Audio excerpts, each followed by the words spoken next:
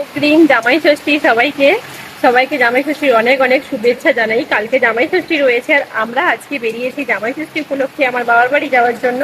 আর এই যে দেখুন জামাইকে, জামাই বেরিয়েছেন জামাই ষষ্ঠী শ্বশুর বাড়ি যাওয়ার জন্য। আর এখানে রাস্তায় এসে কেন বসে আছো?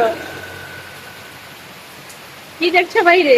দেখুন সবাই বাইরে কি হচ্ছে, বাইরে বৃষ্টি হচ্ছে আর আমরা বেরিয়ে এসেছি। এখানে রাস্তার মাঝখানে আমরা আটকে গেছি। কি গো, দেরি করে বেরোনোর ফলটা পেলে তো? আমি দেরি করে বেরিয়েছি, তুমি আসার পরে বসেছিলে রুমে।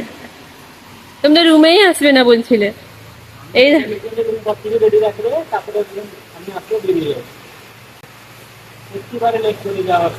সব দোষ, সব দোষ পরমা ঘোষ। কতক্ষণ যে এইভাবে বৃষ্টি চলবে তার কোনো ঠিক আছে? কি গো, আজকে যেতে পারবে তো?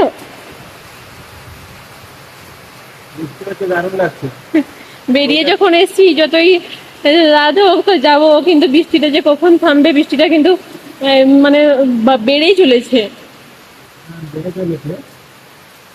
ওয়েদারটা খুব ভালো লাগছে, প্রচুর গরম লাগছিল, এখন একটু ঠান্ডা ঠান্ডা লাগছে।